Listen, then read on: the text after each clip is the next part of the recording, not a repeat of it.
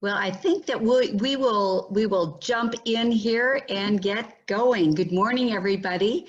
I'm Pam Treece. I'm the Executive Director of Westside Economic Alliance, and I'm welcoming you to our first ever Zoom Mayor's Forum. And I can guarantee you that I've been in conversations with the mayors, and they are primed and ready to go. There's been a lot of conversation in the background, so I'm looking forward to an active Mayor's Forum.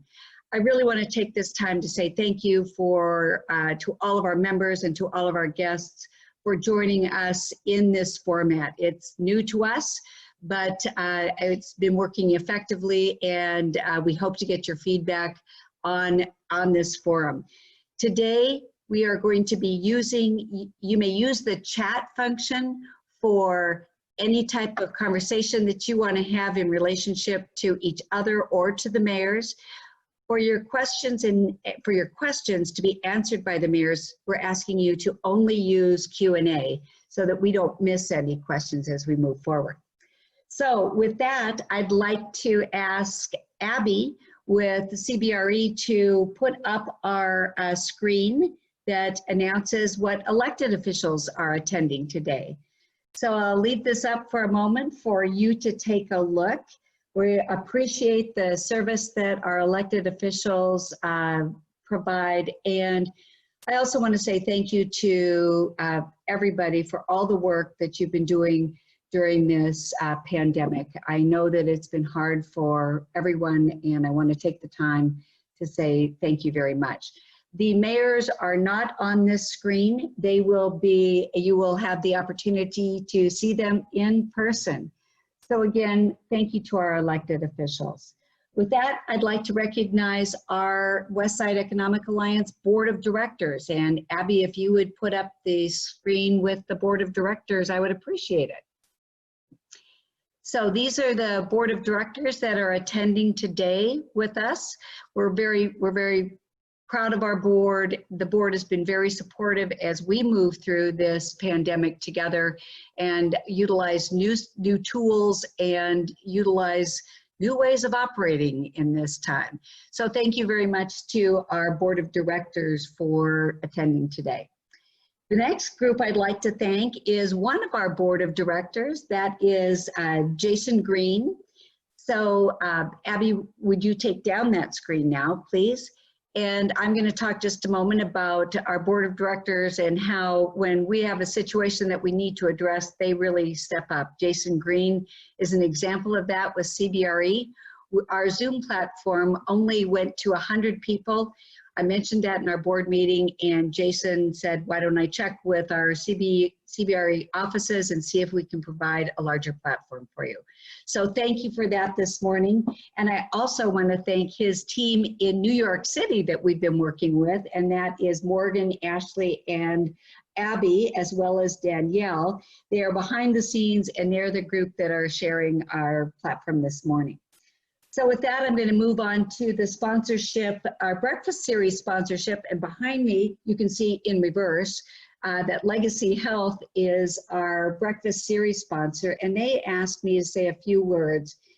Legacy Health would like to take this opportunity to extend their gratitude to the generous donors, business leaders, employees, and patients for the many personal sacrifices made to follow Governor Brown's Stay Home, Stay Alive executive order. It was more than 100 years ago that our region came together to fight the Spanish flu of 1918. Like then, we will get through this crisis together. Legacy Health is grateful for all the generous donations of personal protective equipment they received from many Washington County businesses, including Nike, Planar Systems, and many others, who rose to the occasion to help support frontline healthcare staff caring for COVID-19 patients during this pandemic. On behalf of Legacy Health and all of our healthcare partners, thank you for joining us in making your safety and those around you a priority. So thank you to Legacy Health for being our breakfast series sponsor. And now what I would like to do is thank Comcast for being the sponsor of this forum. I believe this is the 4th year that Comcast has sponsored this series, and Tim Goodman with Comcast has been with us every single time. When we were in our past settings, he was there setting up, he was breaking down, he provided the touch keys, and it's been quite a partnership over the years. So with that, I would like to thank Comcast and turn it over to Tim for a few minutes. Tim? Thanks, Pam. Appreciate that. Actually, we've been doing this longer, since before Mayor Truax was born. Anyway. No, thanks everyone for being on this morning, especially for the mayors, for all the work you guys have been doing during these difficult times. And truly, as a citizen, I appreciate that. Even though I live in unincorporated Washington County, I count all of you as my mayor, so I appreciate the work you guys have been doing. And some of the things Comcast has stepped up to the plate on during these difficult times is through our Internet Essentials, we've been providing free internet to our most disadvantaged folks and vulnerable families and children. And our partnerships with the schools with Internet Essentials has been amazing. We've opened up all of our public hotspots to the public, non-Comcast customers, everyone. And we really appreciate all the work that these mayors have done to keep our families safe and secure during these times. Thank you.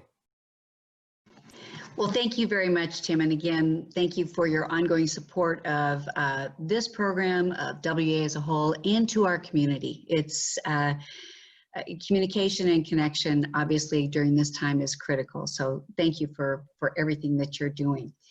I'd like to take a moment now and explain what our format is going to be for all of our participants. We are now at close to 200 in our participants. So each of you should have received a program that introduces the mayors and includes a short statement about their city's response to the pandemic. I encourage you to take a look at the program as we go through the mayor's presentations. You also, the program has the short presentation about the city's response, but as you scroll down, you'll also get a chance to see the bios and the pictures of the mayors as well. A special shout out to Teresa Dunham for all the work that she did in pulling that together. We also want to thank those of you that submitted questions with your registration, because those questions, we're not going to directly read the questions today, and so you'll have the opportunity to put them back in chat, but I want you to know that they really informed the mayors in terms of their presentation and helped guide us in putting together this program. So thank you very much for that. At the conclusion of each mayor's 3-minute presentations, we're going to move to audience Q&A. And during that time, as I mentioned earlier, I'm going to ask you to please post your questions in the Q&A function, and I will read those questions for the mayors to answer. And we've agreed to is that the mayors are going to raise their hands as to who would like to answer the questions, but I've also told them that I'm notorious for calling out individuals if I'm not hearing from them as well. So they're all prepped and ready to go. And by the way, if your question is directed at a particular mayor, if you'd let us know that in the Q&A, that's very helpful. We are going to go through the mayors by, we're going to do it alpha by last name.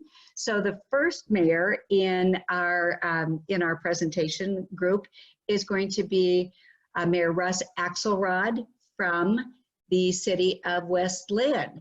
And I also want to mention before I turn it over to Russ that Clackamas County is also now a member of Westside Economic Alliance. So I'm pleased that the entire county is a member, as well as the leadership that Mayor Axelrod has shown in being a member for quite a while. So with that, over to you, Russ, and I've got my timer, so you've got 3 minutes. Thank you, Pam. Thank you, Comcast. Great to see everyone. Always great to meet with be with our mayors. This must be, I think you said, as long as Pete's been around, so I guess this is at least 100 years now that WA's been active. So that's really quite quite a legacy. You know, there's a lot of synergy and similarity to how our cities have responded to the pandemic. Well, West Linn is a little bit different in the sense that we're not as built out commercially and industrially as many other cities. Also, because of our low tax rates, and we don't have income streams like lodging taxes or urban renewal monies or enterprise zone funds that we've been able to leverage. So we've had to get creative in how we've approached supporting our community. The bottom line, though, for us, small business enterprises are just a really important valued community asset in our local community. We've taken on efforts like marketing and outreach assistance. We've directed our community grants to be focused entirely toward minority, women-owned businesses and businesses from marginalized communities. And we've established a $50,000 grant program for small grants to our local businesses through the Business Oregon program, and we're really proud of that. We've also put a lot of funds and an effort into supporting our West Linn food bank, both from the city, from nonprofits, community donations. We've been able to leverage efforts of the food bank to not only support those in our community, but we've been supporting food banks in surrounding cities, and we're really pleased with that. I'm really proud of how our community has responded. It's been very supportive and respectful way to reduce transmission, and the statistics from our zip code have kind of bear out that, reflect that compliance. We've also done a great job adjusting and running our city in a protective way with many working remotely, and so far we've been able to avoid staff layoffs. I'm also impressed with how our mayors have worked together in collaboration with our counties, which of course govern our health response during this time of crisis. And the cooperation and support at the local government level, I think, in this whole thing has really been instrumental, eye-opening, and I've been very encouraged by it overall. I think the bottom line regarding the pandemic from an economic standpoint is the need to really focus on our small independent businesses and our residents that have reduced incomes or actually lost their jobs and simply are on the edge of being homeless. You know, we had many in our communities on the edge of homeless before this pandemic hit. And the pressures that have come as a result are just, you know, just unprecedented. We've heard that term a lot, but I don't know what other word to use. It's very unfortunate. Those are the communities that I think are suffering economically, and in their social aspects, we really need to focus on those communities. On one very positive aspect, we've been able to keep a lot of our construction work going in our city. And our voters in 2018 approved a $20 million general obligation bond. And one of those big projects we're in the middle of is we're rebuilding our Main Street. And it's really exciting. We hope to open late summer, and we hope to have everyone over and see it. It's really going to be cool. Thank you. So thank you, Mayor Axelrod, and I appreciate you going first. I do. So with that, I would like to turn it over to Tualatin and Mayor Frank. Good morning. Hopefully everyone's having a great morning today. Beautiful sunshine day and a warm day today. I'm Frank Bubenik, the mayor of Tualatin. Picking up where Mayor Axelrod left off, in Tualatin, we've divided the next year into a couple of phases as far as having to deal with COVID. The first thing we did is establish an economic stabilization fund where we put aside $250,000 and granted that money out to 54 companies here in Tualatin. Grants were anywhere from a few $100s to up to $10,000. And we're going to spend the next few months working to stabilize existing or at-risk businesses from disruption or closure. At our last city council meeting, some of the ideas we're discussing is opening a business recovery center along with Washington County to collaborate with the relevant business community for resources here in Tualatin to have business owners continue successfully during this crisis. We're also looking at maybe some kind of packages for short-term financing, maybe bridge funding. The idea is to provide additional grants, low or no interest loans, or loan interest rate subsidies to those firms that need a little bit more help in getting through the next few months. And finally, what we're hearing a lot from our business owners is access to PPE. So working with Washington County to have a community sourcing option so that either with the county or ourselves, we have a one-stop shop of PPE, uses some buying power that we can get out to our business owners that need that. Outside of the COVID, we have a lot going on in Tualatin. Biggest complaint about people in Tualatin is traffic. So our Moving Tualatin Forward program continues. If you'll recall, we passed a $20 million 10-year bond back in May of 2018. This summer, we have 9 projects on the calendar that will address congestion relief, neighborhood safety, and safe access to schools. We have 5 projects in design at this point, and 6 projects have been completed. Tualatin 2040 is our economic and housing analysis that has been completed. So we have a full housing needs analysis and economic opportunities analysis, and we have policy priorities that guide us in the next few years on how to build out the rest of Tualatin. We're looking at our housing code to see how we can increase the density that's acceptable to the community and house more 30 people seconds. in affordable housing. Terrific.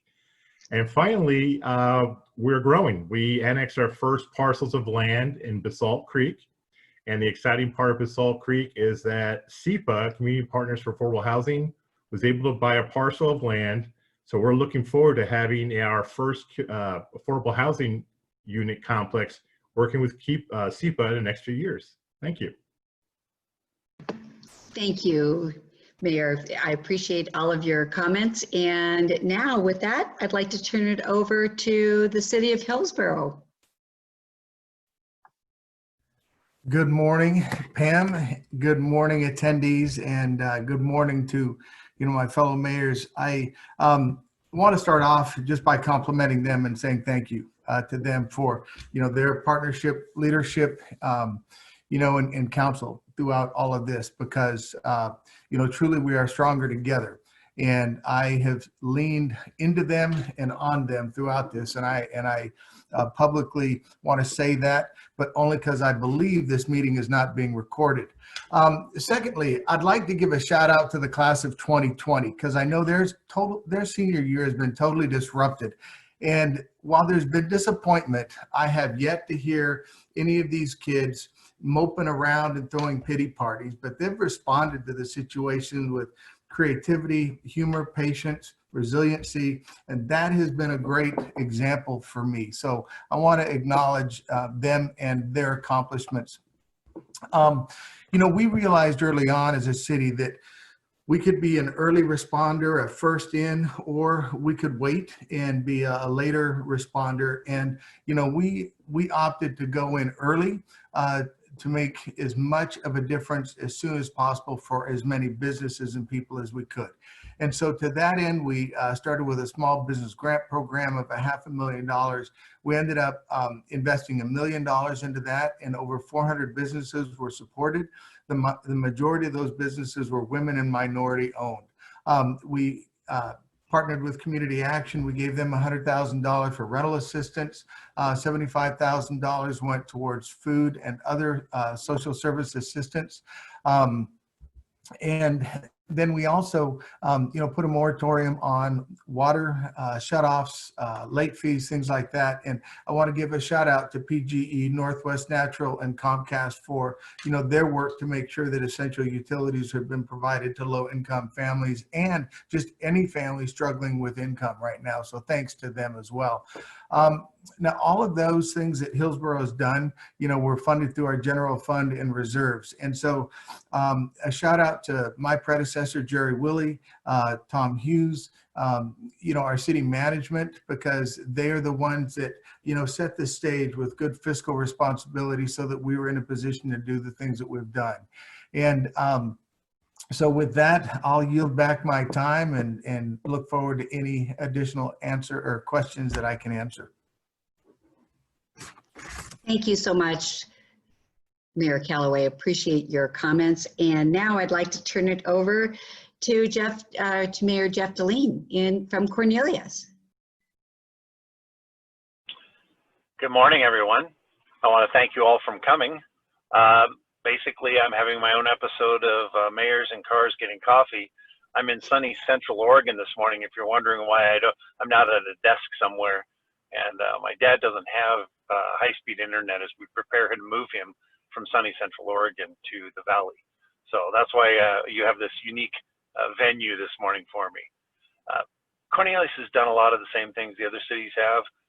Unfortunately, we haven't been able to do some of the economic assistance, cash payments like the other cities. I think everybody's pretty familiar with the economic challenges that Cornelius has had and continues to work through. One of the things we did focus on is what we could do. And that was making sure that operations that the city continued, even if the doors weren't open in the normal manner.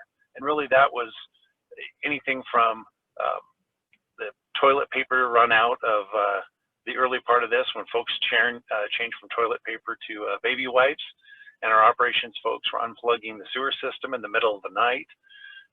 We've continued to issue housing permits left and right as we have development continuing to go on in the southeast corner and all over a lot of Cornelius. So those things have continued. The operation group's been really good with that. Quick permitting changes. One of the things we've really realized is we needed to reach out to our houseless community and continue to help them in the best way possible. And one of the things that meant was looking into the code and opening up a giant tent at our open door counseling so that we could do food distribution out of that place. Because it became very evident when the restaurants closed up, a lot of our houseless people were getting assistance from some of our restaurants in a non-traditional manner. And those restaurants have really turned around and helped through food distribution to our homeless. And we really thank them for that. Also, any number of operations folks, Ryan Wells, our development person, has gotten up on every government assistance program and working with all the businesses to try to make sure if they can, if they choose, that they could get the payroll protection program or EIDL.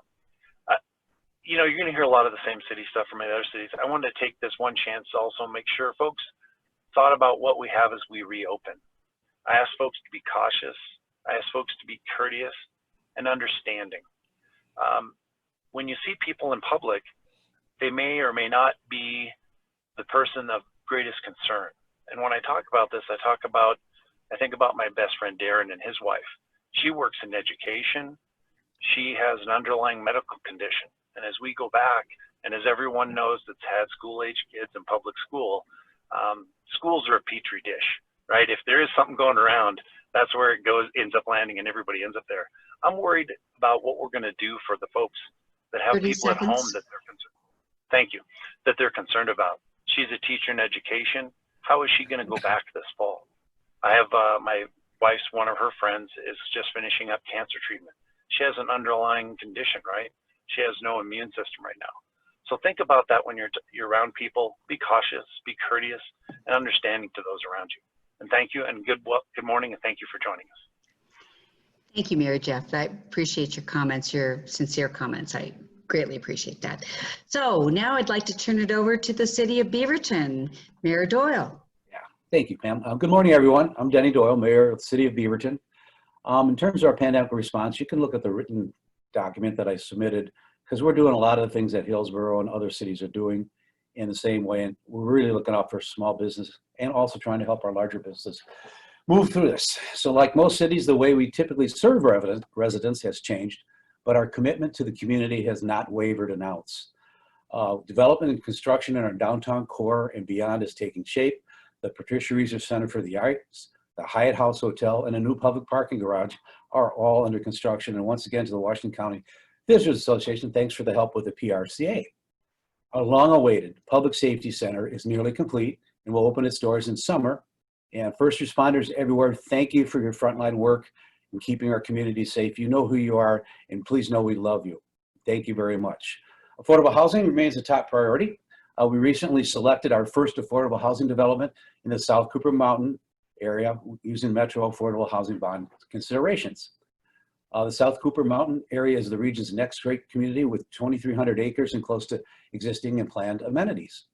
We've gone online with city services and neighborhood meetings, and it's really exciting to see how much shorter meetings are online. And we have exciting plans for our summer events coming up. Will be unveiled really soon, virtual and interactive format for the Beaverton Night Market, Beaverton Arts Mix, Flicks by the Fountain. Yes, we're gonna have movies virtually. It should be a lot of fun. Our library is offering virtual programs and events for adults and children. Results of our Youth Access Card partnership with Washington County Cooperative Library Service and our Beaverton School District, get this, has provided more than 30,000 new library cards for students. And we've also forgiven any fines for existing students. Access to resource has never been more important for our families. And thank you, voters, for passing the library bond measure. And thank you to all the great mayors for supporting it. It's something that keeps the glue for our community here.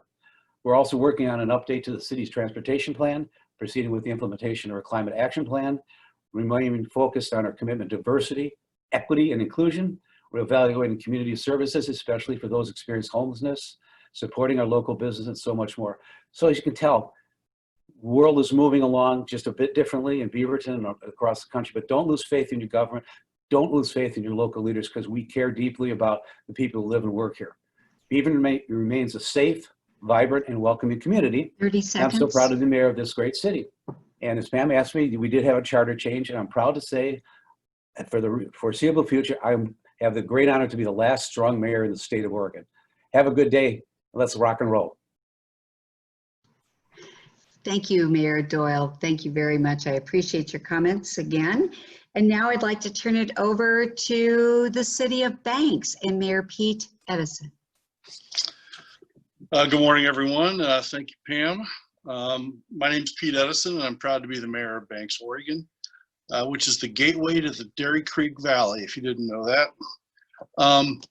Thank you to the WEA for organizing and Comcast for sponsoring, and all the other mayors for helping Banks out when we need it. We do appreciate it tremendously. Thank you. I'd like to talk about what's going on in Banks right now. 2020 is Banks' 100-year anniversary of incorporation. And we have all sorts of events and fun things planned, and they're all canceled. So we're hoping to roll that over to year 101 and make something happen then. It's also the 75th anniversary of the Banks Barbecue this year, and all those events are canceled. So we hope that next year brings us a great 76th anniversary. COVID-related activities in Banks, and I guess we didn't get our information in, but we've been trying to do most things that the other cities are doing. The one thing, like Mayor Jeff was talking about, we're having trouble financially helping our businesses. And that's basically due to budget restraints. And I have a business, and I have firsthand experience about what happened to businesses when the virus showed up. In one weekend, my business lost 80% of its sales. And I've got a couple very good partners, and we've been battling back, and we're back to about 50%. But I can personally relate to the hardships that small businesses are having in the face of the pandemic. And I'm looking forward to seeing what happens and if there will be some money for small cities to step in and help our businesses out. And it was something that we want to do very much. We got some construction projects going on in Banks. We're resurfacing streets and replacing water lines. And then we also have a very large project starting later this year. We're replacing a transmission line up to our watershed, about a 3.5 mile pipe that we're putting in, and looking forward to doing that. Staff wanted me to share some fun facts about Banks because I think people maybe don't know much about it or know where it is. And quickly, median income in Banks is $101,000, which is much higher than Washington County or the rest of Oregon. And you know, that's something that people want you to know. The high school graduation rate is 97%, and class of 2020 is keeping that up. And they are also being super positive about their situation. And one more thing that you should know is that you can get there from here. Banks commuters average only 18 seconds longer than any other commuters in Washington County. And Mayor Pete, thank you very much. I'm sorry to cut you off here. I have a joke, but that's okay. All right, Okay. Thank you very much. Well, maybe one of the questions will be, what was Mayor Pete's joke? We'll Yep. go there. So Thank with you. that, I would like to turn it over to Mayor Ken Gibson, Mayor of King City. Sorry about the delay in unmuting, but I am Ken Gibson, Mayor of King City, and it's a pleasure being here. This is always an honor to participate with my fellow mayors, and I truly appreciate all the sponsors who participate in this event and the WEA for putting it on. We're so fortunate to be in this area, the Westside mayors. Everyone on this forum this morning is included in that conversation. I don't know where we would be if we didn't have the solidarity that we have amongst this group. And there isn't any issue that I think that we can't get over without this kind of solidarity that we have. It's a wonderful working relationship with all mayors, so I need to put that out there. King City, as you all know, has a large senior population. Our number one responsibility was to lock this city down to make sure that we protected our senior citizens, and we've successfully done that. In a recent report from TVF&R, the calls for emergency response has actually gone down, and I think that's really evident that we have done everything we needed to do to make sure that we keep our community safe. When I look around the community, I see people really respecting personal distancing. People are wearing masks whenever necessary. Our community park has remained open for a lot of walks and bike rides, and our tennis court has remained open. And people are really paying attention to what needs to happen to keep us safe, and very respectfully honoring Governor Brown's stay home, stay safe order. So I think we're going to be good. I know that there's a lot of conversation going on about those people who don't think this is important, but I have not seen this in King City, and I'm very thankful for that. We, just like every other small city, Jeff talked about it, Pete Edison, Mayor Banks talked about it. We don't have the resources to really financially support our small businesses, but we decided that we needed to be a resource. We needed to make sure that our businesses had the ability to go to our King City website and get all of the information that they need in order to work their way through this pandemic. 30 seconds. And I think we've been successful. Just yesterday, we had a meeting. There's a group of citizens who want to start a business alliance in conjunction with our King City Foundation. It was a great meeting and a lot of energy surrounding citizen participation in trying to make King City businesses strong and feel that they are supported and that they have a voice. So we'll be working on that. And we also, we're right in the middle of our UGB expansion. Things are going We need to you to change. wrap up, Mayor Gibson. Boy, that 30 seconds went by fast. We're in the middle of our transportation system planning, and on the heels of that, we'll start our master planning, and we will have to make some changes in terms of community outreach. Thank you. Because we won't have the meetings that we thought we were going to have. So thank you all very much. Appreciate being here. Thank you, Mayor Gibson. With that, I'd like to turn to the city of Wilsonville and Mayor Knapp. Well, thank you, Pam, and good morning to everyone. Nice to see everybody, even if we can't be with you. We've all in our cities done what we can in terms of immediate response, and Wilsonville has done similarly. We've been able to help 125 businesses with our initial cash awards that have gone to those with emphasis on minority, veteran, and women-owned businesses. We've also worked to try to support our food bank locally, looking at starting to happen increase in demand for the food bank program. And we've done a couple of innovative things, like we took some of our funds from the city and we went to our local restaurants who are challenged, and we bought gift cards from those restaurants, putting funds in the hands of restaurants right away. And then we took those gift cards to our food bank and let the food bank distribute those gift cards to their needy clients there. So there are some fun ways to try to move things forward for everyone. I've also thought about looking back at the last 10 years. I mean, we worked hard to come out of the 2008-9 recovery. Over the decade following that, we grew in population by about 5,500 people. We added 5,900 jobs.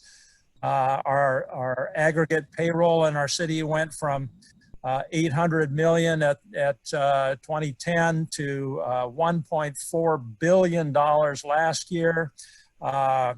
We saw huge success, and I look forward to us being able to recover in the same way from this downturn, though I know there will be challenges. We continue to work on our capital improvements. Probably the biggest is our Coffee Creek industrial and employment area that we're trying to move forward. During the decade of their last recovery, we saw some $800 million in private sector investment into Wilsonville, and it really matters. Those jobs, high quality family wage jobs really matter. And I think that we will continue to focus on how we build an economy that works for people so that their personal lives work also. The ability of our local government to respond is enhanced, I guess, by the fiscal planning and reserves that we set aside over the last decade, and that has stood us in good stead so far. It also has enabled us to receive an upgrade in our Standard & Poor's bond rating to from AA+ to AAA in 2018. So as things go forward, I think it's really important that we talk about the collaboration. I think in this kind of scenario, collaboration through Westside Economic, similarly through Clackamas County Business Alliance, through Metro Government, through the Metropolitan Mayors Consortium, working with Greater Portland, Inc. To talk about economic development and recruitment. 30 seconds, Tim. Be more important. So I encourage everybody to continue in that vein. We do need to recognize Wilsonville had a charter amendment on the ballot which passed. I disagree with it. What the charter amendment said, you cannot serve in elected government in Wilsonville for more than 12 years out of the last 20. What that means is that come January, I will no longer be an elected official in Wilsonville, but we will be working to find and support thoughtful, capable, engaged people to run for office, and I think we will have good success with that. So thank you. Everybody, good luck on the work, but let's continue to stay engaged with each other as we move forward through the challenges of this recovery. Thank you. Thank you, Mayor Knapp. And with that, I would like to turn it to the City of North Plains and Mayor Teri Lenahan. Sorry, Teri. Hey, it's all good, Pam. Thank you so much. Thank you, Pam, and thank you, CBRE and Comcast and all my big dog brothers out there. I do have my sock on, just letting everyone know my sock puppet is here. So that's our running thing that we do when we get together. Anyhow, for those that don't know anything about North Plains, we're a city of about 3,100 people, and we're also a bedroom community. And community is really strong out here. I have the fortunate opportunity to be a mayor of a small town where community makes a huge difference. And we are making a big difference in the lives of our folks. The stay at home, save lives mantra replaced our fun stinks mantra.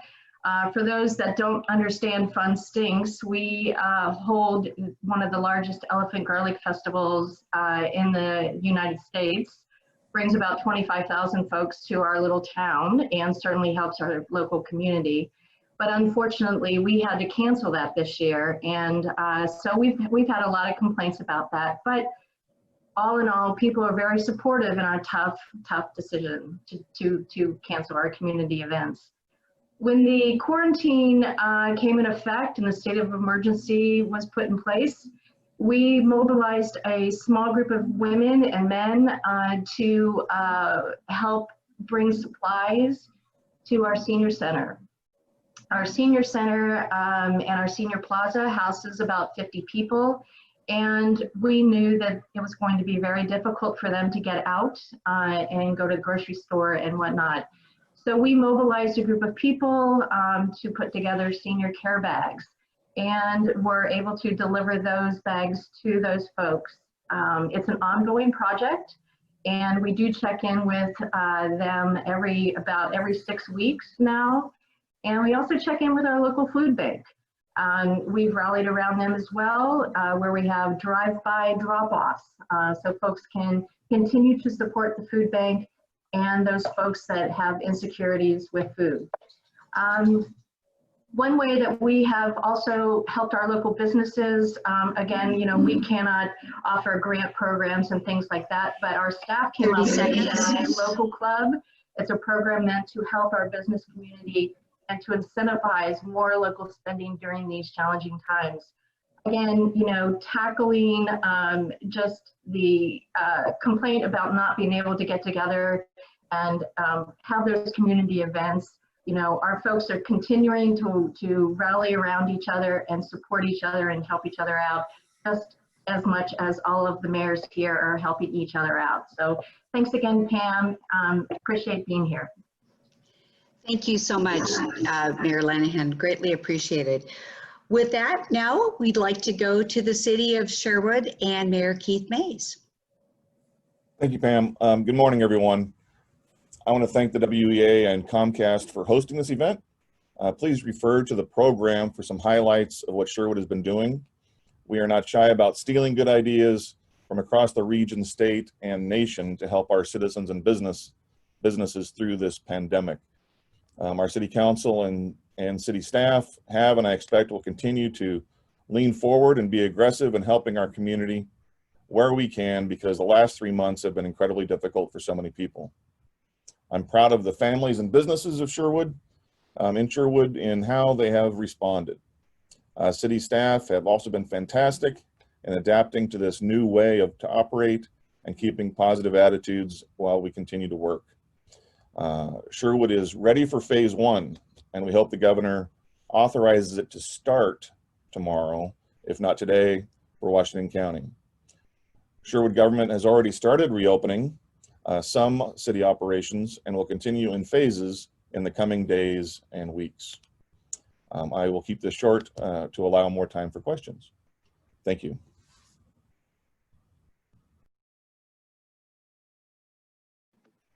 Thank you very much, Mayor Mays. I'm surprised I didn't have to call out 30 seconds, so I appreciate it. With that, I would like to turn it over to the city of Tigard and Mayor Jason Snider. Good morning. Good morning, and thank you, everyone.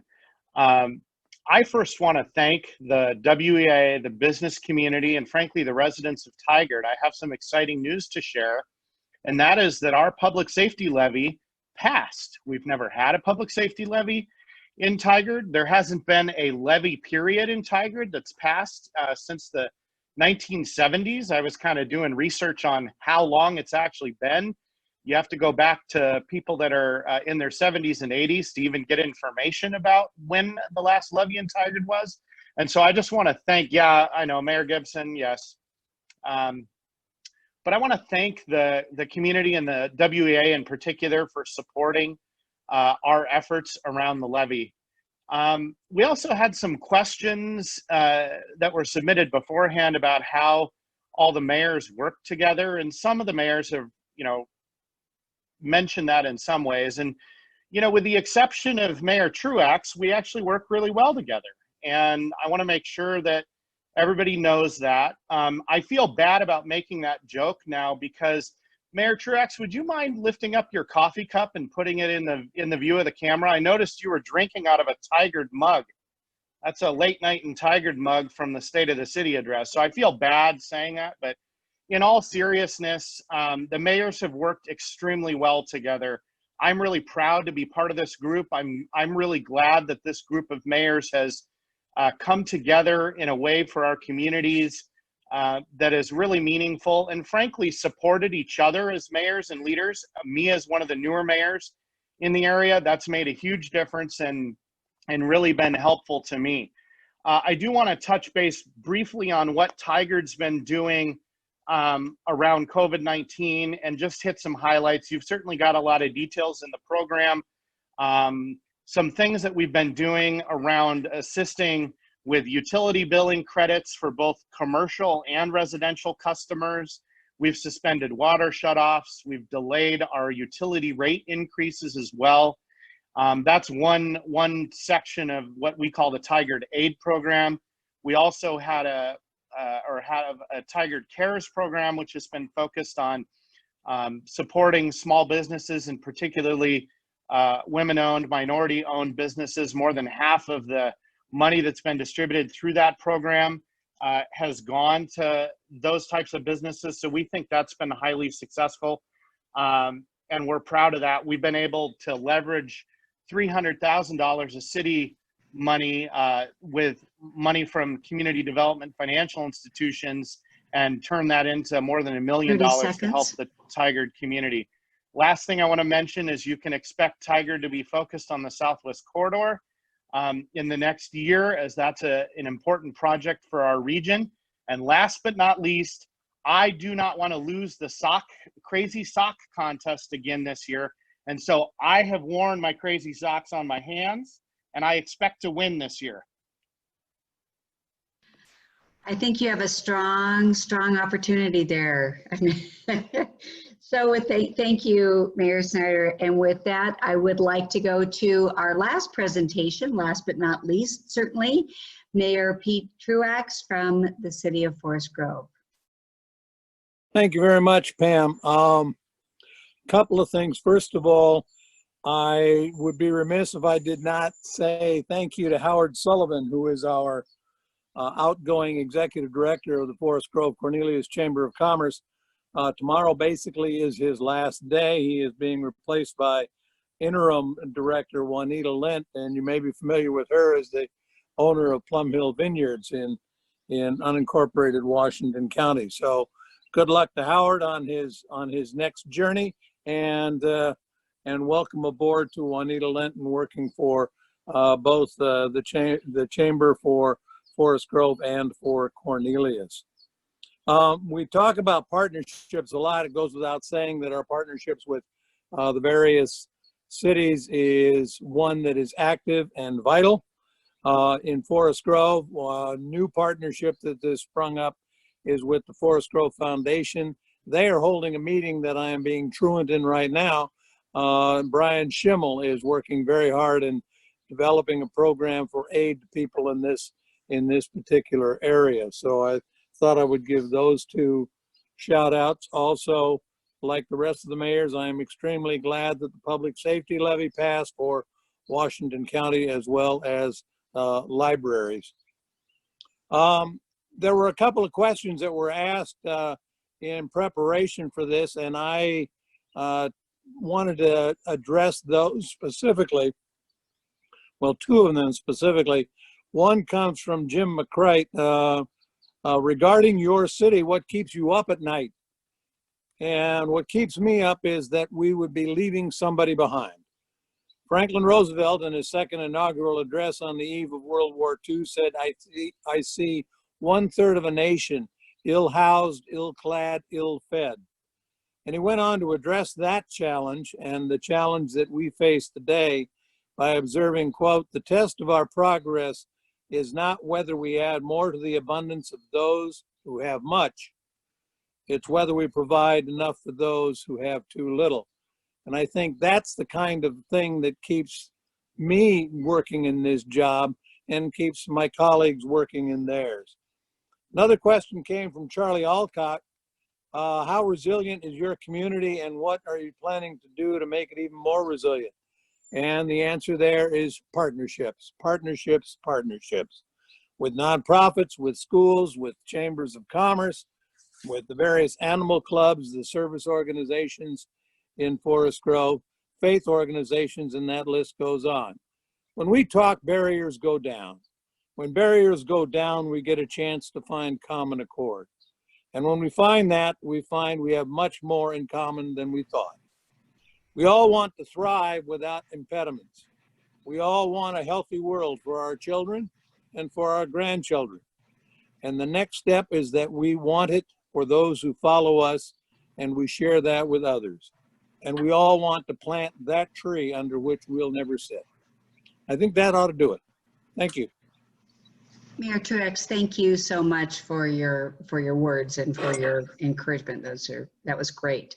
So with that, we have wrapped up all of the 3-minute presentations from the mayors.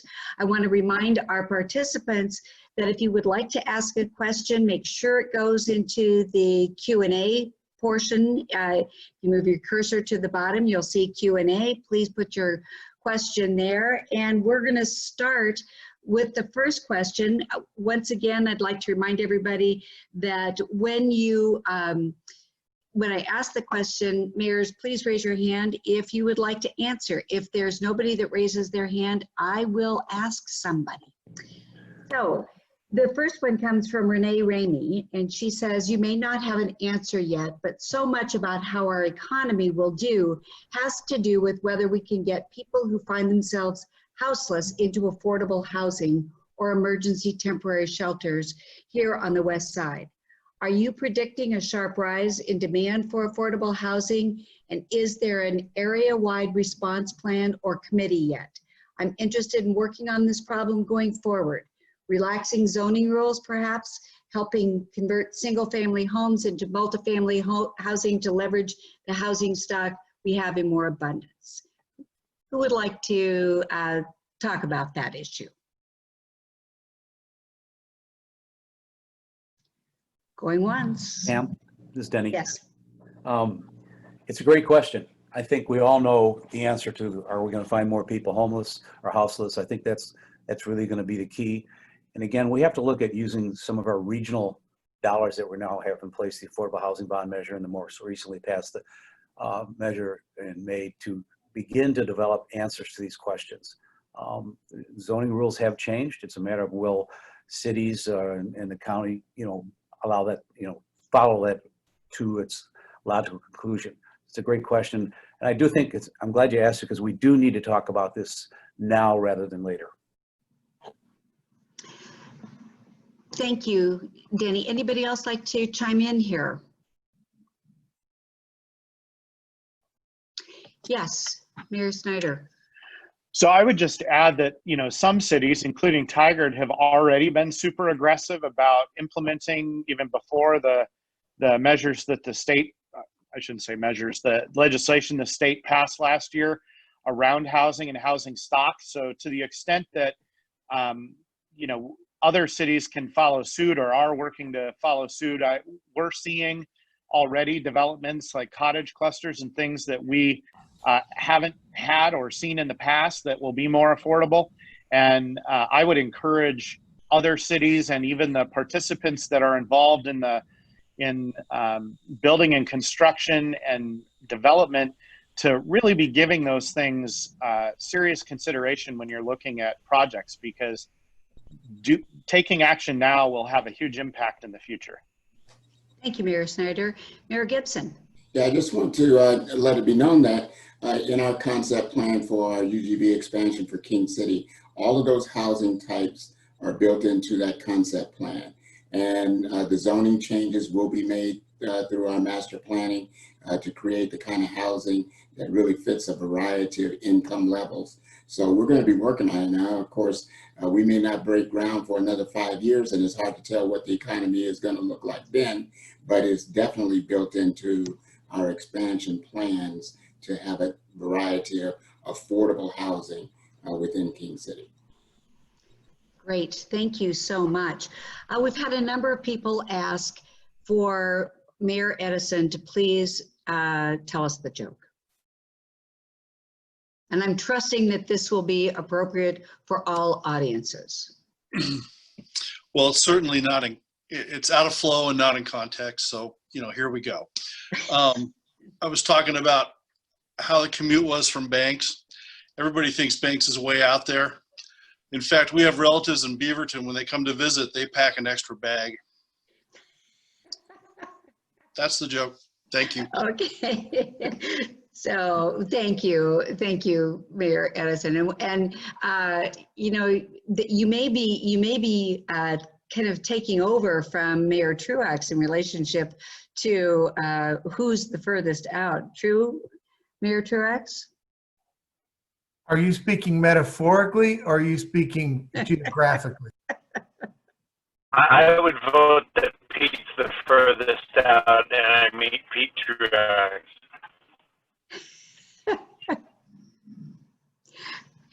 Pete's not going to respond to that. So I surrender. I surrender. So the next question is from Jim McCrate. How will state revenue shortfall affect your city budget in the next year? Mayor Truax.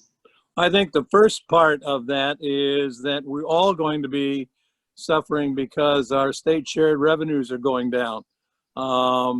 Those are the distribution of gas tax, the alcohol tax, which is actually going up, the tobacco tax, and marijuana.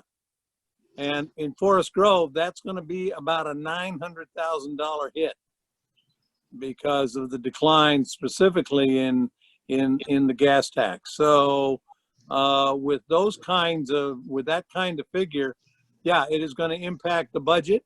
We are in our budget process now for the next fiscal year, so I can't give you all of the P's and Q's on that, other than to say we are looking at obviously decline in state shared revenue, and we are looking at a decline in our overall budget, and we hope to take care of some of that hit by going into our contingency and reserve funds.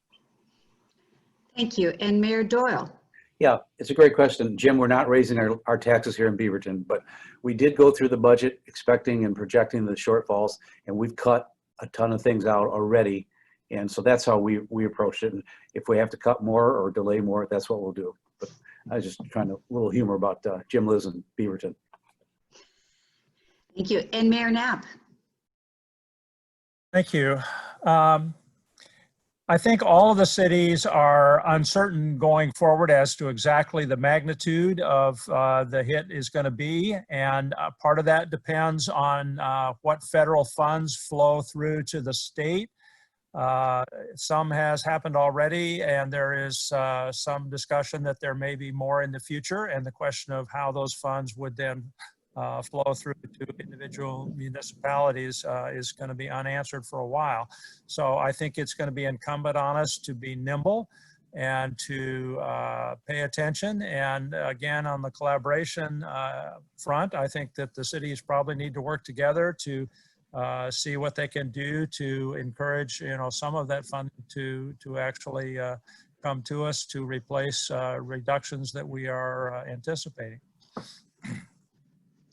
Thank you. And Mayor Bubenik. In Tualatin, we just wrapped up our budget process last week, and I'm proud to say that our city staff put together a terrific budget where we had relatively no cuts. We stayed pretty stable, and the city of Tualatin's budget is looking very good for next fiscal year. Solid, no cuts, no service cutbacks. Fingers crossed, the economy stays as stable as it can be, and collections come in as we assume, but things are looking good in Tualatin. Thank you. And Mayor Callaway, and then we'll follow that with Mayor Dalin. We are seeing stories from all throughout the country of cities that are, laying off and furloughing, hundreds of employees. And one of the things that's different about our cities in Oregon is that we are primarily a property tax funded, where so many of the cities across the country are income taxes and sales tax as well. So, property tax tends to be a more stable source of income. We do anticipate that there will be some folks who, are paying their property taxes in installments. We anticipate that there will be some that, that frankly don't get paid on time. But there's also in other parts of the state, cities that, in thinking of cities on the coast, where a great percentage of their general fund comes from transient lodging taxes from hotels. And so, none of us locally are dependent upon, such a volatile single source.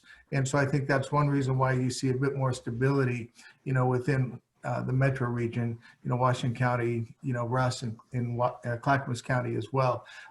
So there'll be some tightening that we need to do, but we shouldn't see, some of the massive cuts and layoffs that we're seeing around the country. Great, thank you very much. Mayor Dalin? Yeah, I think as we finished up our budget process through the budget committee, it just has to come to the council for approval. We're looking okay. The big unknown is what happens in November. Everybody knows cities really get their paycheck once a year and have to make it wrap around. So it'll really interesting to see what happens there. What's really got my attention now and my concern, and to Pete's question about what keeps you up at night, is the reports that I'm getting that like 17% of our water customers haven't paid their bills, right? And what are we going to do when we come out of the state of emergency? And then how do we get those people back in to the system, or can they even recover and continue to pay so that they're not having late fees or cutoffs? That's the one that's keeping me awake. And I'm sure there's similar or some kind of number like that in all the other cities, maybe not as large, but 17% is a big number of customers not being able to pay their bill and would be in shut off right now. So that's the one that makes me concerned, is those individuals. And how do we work through that in the long term? Thank you, Mayor Dalin. And moving to the next question, this is from Carmen Palomares, and Carmen asks, the Oregon Worker Relief Fund will support thousands of people in Oregon that don't qualify for public benefits. Are you willing to endorse or advocate for more funds for this initiative?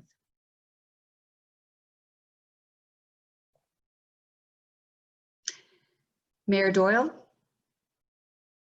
Was saying thumbs up. Thumbs up? And Mayor Gibson gives a thumbs up. Mayor Dalin, Mayor Lenahan, Mayor Snider. I think you're seeing that there is support for this. So thank you. Thank you for your question. This question is from Dave Robertson, PGE.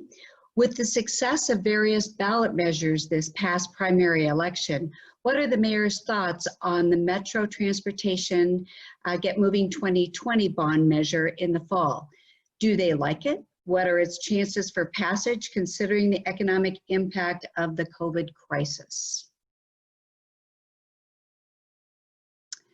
Mayor Knapp. Thank you. Well, I sat on the 2020 committee, advisory committee for Metro, and it's in their hands at this point on whether they choose to move it forward for this November election. My sense is I think it probably will. I think that we need to think about, again, the longer term recovery and not just the immediate short term. The government entities continuing with their capital improvement work is a big chunk of the jobs and the money that will flow through the economy if we keep that stuff moving. I think that it's important that we continue to do that. How will the public see it if it does go to a vote? I don't think that that's a certainty, and I think that we need to talk about the long-term benefits to the community. Just as we came out of the 08-09 downturn, I think that we will recover from this also, and it would be short-sighted for us to delay or to end the efforts on this. So I'm hopeful that it will go forward. I think it is a good mix of projects that will matter to people across the region. It certainly isn't everything that needs to be done, but it would be a good down payment on that from my point of view. Thank you. Any other, Mayor Axelrod? Yes, thank you. I think it's we have so many problems in our regional transportation network, and the 2020 package is really focused on one element of that, building these, improving these corridors for really quality of life, safety, and equity issues. But I think it's important to keep our eye on the bigger picture. If we failed to invest in downtimes in our histories, we would have never gotten even to where we are today. So I think it's very important to continue to invest and leverage funds and work on projects like this, on programs like this, opportunities to raise jobs, opportunities to enhance our quality of life, address climate change issues, all really important. And so I hope that voters see the need to continue to press on those and continue to work together to move them forward. Thank you, Mayor Axelrod. Next person will be Mayor Doyle, and then followed by Mayor Frank. I'll be real brief. I served on the committee too, and I liked how the committee sorted through to provide multiple fixes to multiple needs in terms of bikes and pedestrians, as well as just cars. And so I can't add much more to what Mayor Knapp said. I completely agree with him for all the reason he had. We just can't ignore the challenges that this bond measure is trying to address. So I hope the voters will look long-term and support it. Thank you. Mayor Frank? In Tualatin and Tigard, of course, we're looking forward to having the light rail stations in Tigard and Tualatin, especially the station in Bridgeport. We're hoping that brings significant relief on I-5 and some of the traffic in Tualatin. We're also very happy to see that 99W was included as an investment corridor, so we can solve the problems on 99W between the 5 cities that are impacted by it. The things that I think it's going to be for the voters is I think everyone's eagerly awaiting how Metro envisions how to finance the bond. And that's where it's going to make, to me, it's going to make or break the package, because I think we're all in favor of having improved infrastructure and having better transportation in the region, especially relieving congestion on I-5. But see what the economic impact is going to be on each household, and making sure voters know what the benefit they will get for those dollars spent improving our infrastructure. Thank you. Any other response? Great. Oh, excuse me, Mayor Truax. Yeah, I think this is a classic example, and I'll keep it short. This is one of those trees that we're going to plant under which we're not going to sit. This is stuff that's going to happen down the road. No pun intended. We are we're doing this for our kids. We may not see the completion of this. In fact, I'm pretty sure we won't see the completion of this, but you do it because it's the right thing. I plan on seeing the Bridgeport station, Pete. I plan on sticking around that long. I'm happy to hear that, Mayor Bubenik. I'm but pleased. Frank, you forget that I'm 100 years old, so. That's true. Okay, with that, I would like to go to a question from Jeanette Shaw.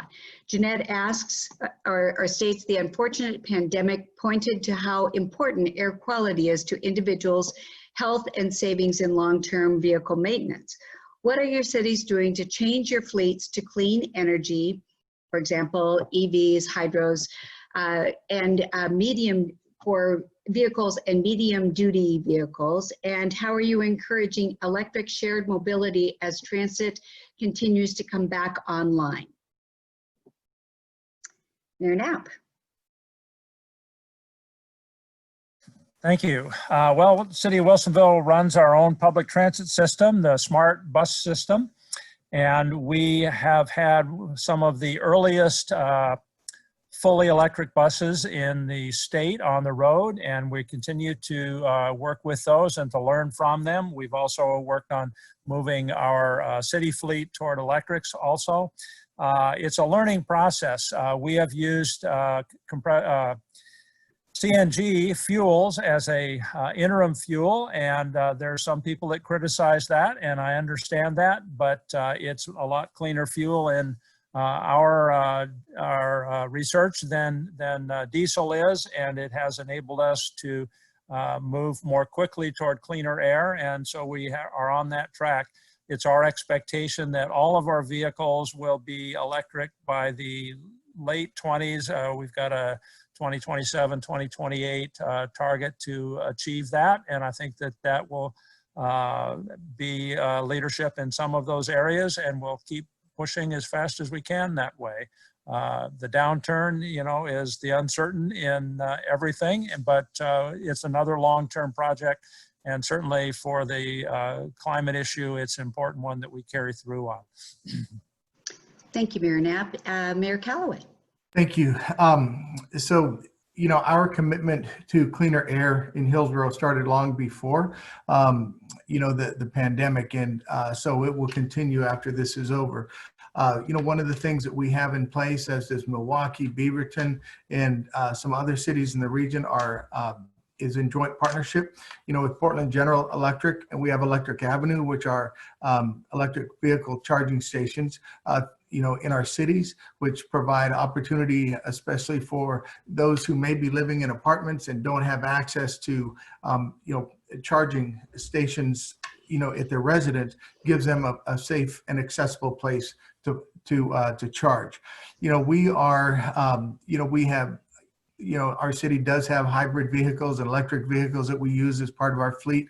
But one of the other things that we're also doing is looking, within our parks and recreation and maintenance, where we have some of the two-stroke engines for, smaller equipment like edgers, lawnmowers, because those just literally spew out a ton of emissions. And so we are in the process of changing those over to battery electric and clean power. Thank you. Mayor Doyle. Sorry, pressing the wrong button here. I want to echo what Steve just said about working with PGE. On our public safety center, we're going to be producing from a rooftop system probably 25% of the energy that the building needs to run. So we're trying to take those approaches. But in terms of fleet, every time we're going out for replacement, we're trying to make sure it's going to be an electric vehicle. We're even toying with some in our police department. We're really looking at starting to use some electric cars, and that can take a shift. So we are really trying to do that. Part of our plan for the future in terms of environmental impacts. That's one of the top priorities we have in our plan right now. Thank you, Mayor. Thank you, Mayor Doyle. Mayor Dalin. I think one of the challenges we've found, you can move to the electric tools, you can move to solar on the buildings, better heating systems. We've done most of that in conjunction with Energy Trust. The challenge really is a dependable light to medium duty pickup. They just don't exist in the market yet. So we're really looking forward to the developments coming out of that for electrification of those medium and light duty trucks that make up so much of our fleet, of our day-to-day working. So unfortunately, all of those are still on gas, but looking for that developable project. So there's supposedly Ford's got something coming down the line. So we'll see if Ford or Chevy makes it to the market first. So. Thank you. Mayor Lenahan. So, Jeff, you're not going to go with the Tesla truck? We're going to let Hillsboro go with that first on your budget considerations. I don't think we can make it, since we can buy 3 Ford pickups for 1 Tesla easily. Sorry, Mayor Lenahan. That's quite all right. Thank you. So small community, small budget, we have budget constraints, but we are trying to be progressive in our thinking for the future. And we did purchase an electric vehicle for the city. So we will be using that to get, the city staff uses that to get from, meeting to meeting and so on and so forth. So we have one. It's possible that another one can come on board next year. So we're excited about that. And then we are planning a Veterans Memorial Park, possibly having the opening in November, fingers crossed. And there will be an electric station there, electric charging station there. So we're pretty excited. Small steps, but for, definitely a step in the future. So that's our take. Thank you. And on to Mayor Gibson. Yes, we're bound and determined to build a smart city.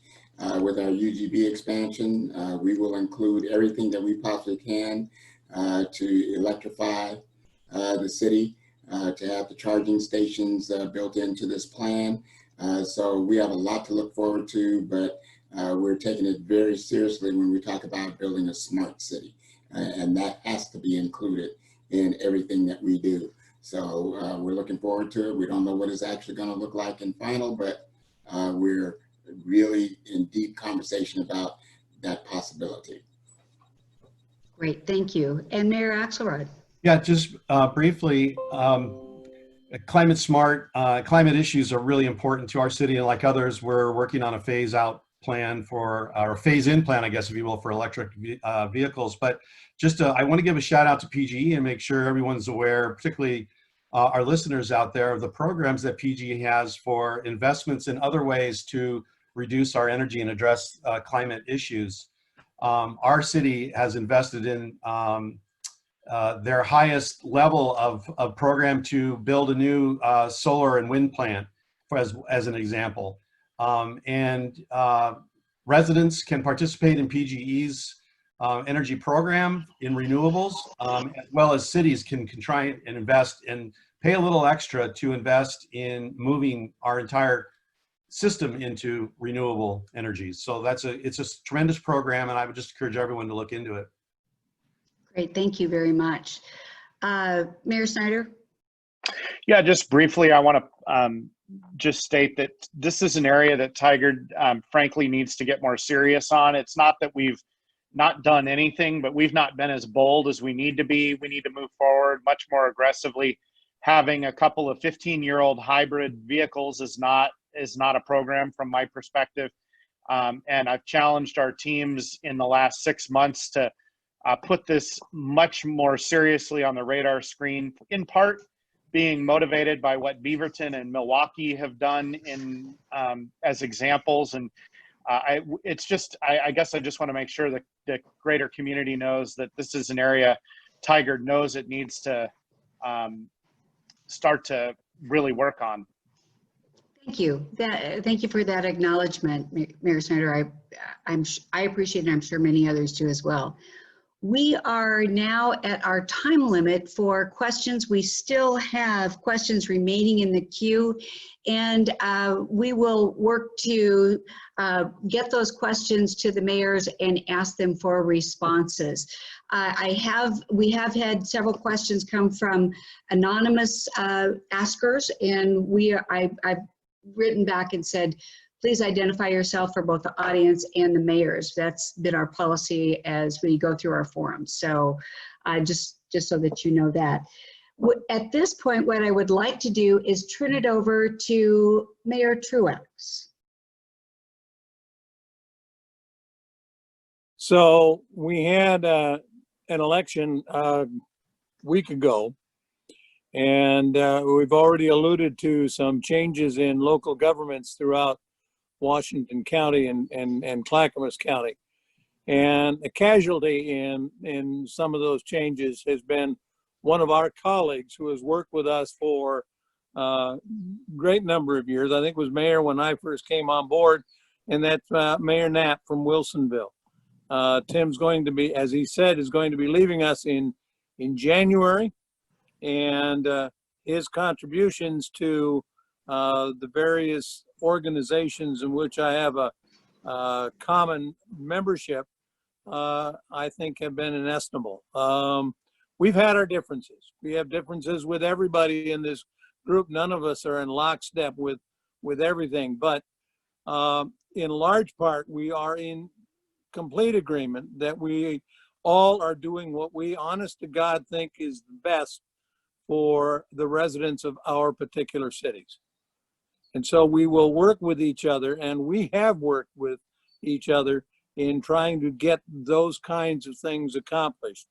And Tim has been a leader in that. He's been a counsel to me and to some of the other mayors, I would hasten to say, for his expertise, especially in transportation, and especially in his bulldog determination to watch out for the interests of the people of Wilsonville. That sometimes causes the hair on the back of our head, back of my neck to rise a little bit, but that's part of the game, and that's part of the work that he does. And when he does that kind of stuff, he is only doing his job. So Tim, I want to extend a thank you for all that you've done, not only for the people of Wilsonville, but also for the people of Washington and Clackamas counties, and for the people of the state of Oregon. You will be missed. Thank you, Mayor. Everyone. Well, hold on, Tim, 1 minute. Okay. I'd like to turn it over to the Tualatin mayor. Yes, as everyone knows, before I was elected mayor, Mayor Ogden was a long-term mayor here in Tualatin, and Mayor Knapp and Mayor Ogden had a terrific relationship for all the years they both served. And when I became mayor, I was very appreciative of Mayor Knapp immediately reaching out, asking, any kind of advice I'd wanted, any kind of insights. He could tell me the history of the relationship between Tualatin and Wilsonville. And as Mayor Truax said, there's been some tense times between Wilsonville and Tualatin, but I very much appreciate the 2 years I've been mayor, the assistance from Mayor Knapp and the insights that he has, because we're both here down the southeastern end of the county, and we work together on employment areas and manufacturing areas, so we have common goals. Yeah, we might differ in how we get to it, but I very much appreciate his efforts to ease me into being a mayor here, and the olive branch we both handed to each other after the Basalt Creek incident, but we moved on. And I just want to say, just as Mayor Truax said, one thing I give Mayor Knapp is his passion for protecting the residents of Wilsonville and looking out for their best interests. I wanted to say thank you to Mayor Knapp. And with that, Mayor Knapp, there is a comment here from Matt Miller. Thank you, Mayor Knapp, for your work on the Small Cities Consortium with GPI. So with that, you may respond. Well, thank you very much, all. Time flies by. I've been elected for 17 years, 12 as mayor. This is my 12th year as mayor. And the interesting thing is, from the chair, is that it feels to me like you never stop learning. It's always a learning experience. Things are always evolving and changing, and you try to learn how to adapt and how to bring the best answers to bear when questions arise, and encourage everyone to come along and do the same. And I think that we've got great relationships across the county and really throughout the region. The Metropolitan Mayors Consortium is something that was conceptualized early on. I believe Mr. Mays and Lou Ogden were initiators of that, and I jumped on pretty early. And I think it has proven to be an effective venue, and certainly encourage everyone to continue to support that.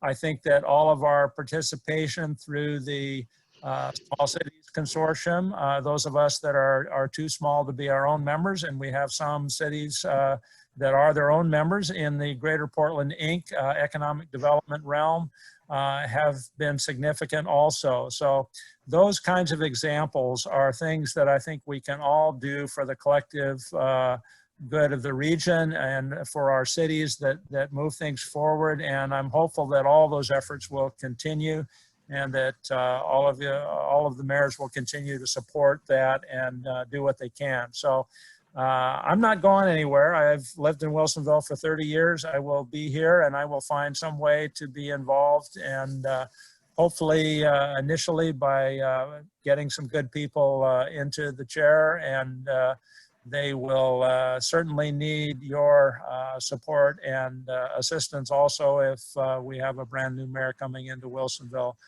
next year. So thank you all, and it's been an awful lot of fun working with you. I'm afraid the next 6 months are going to go fast, but we shall see. Appreciate it. We thank you, Mayor Knapp, and we it's a very early farewell, and so we look forward to working with you through the end of the year here, and early best wishes. How's that? Thank you. So at this point, we are 3 minutes from closing. I want to take a moment and thank all of the mayors for your participation. I want to thank you for your candid responses. We've got a few questions we didn't get to, so we will be contacting you and asking you for some feedback on those questions. This has been recorded, so if there's anything that you would like to rehear, or if there's somebody that you know that didn't have an opportunity, you will be able to access this on our website. At this point, I'd like to announce that our next breakfast forum will be on June 11th. We are going to be sponsored by Northwest Natural. Thank you very much. And the topic is going to be the Oregon revenue forecast. And our presenter is going to be Josh Lehner. I think it's going to be very interesting. There's a lot of information there. And I anticipate that there'll be a lot of questions that we will all be asking Mr. Lehner. So I'm looking forward to that. Mark your calendars for June 11th. Also, I'd like to tell you that Westside Economic Alliance is continuing with all of our committee meetings. We are doing our work as we set out to do. Those meetings are scheduled on our website for you to take a look at. Again, many thanks to all of the participants and all of the presenters. Oh, we have a sock contest. So would you make sure you hold up your socks, and before you all leave, I think you need to vote for your favorite in the chat. So I see socks from Mayor Truax. I see socks from City of Tualatin, Mayor Frank, Mayor Teri Lenahan, Jenny Doyle, and I think that Mayor Gibson just took his off to be able to show you, but I'm not sure, and Mayor Jason Snider. So with that, I figured I couldn't raise my foot that high, so I had to take the sock off. Oh, there you go. And I think that Mayor Mays has his socks on, but I can't, no, I thought maybe it's just the sand and the breeze that I'm seeing there. So with that, many thanks to all of you, to the mayors for the incredible work that you do for all of us.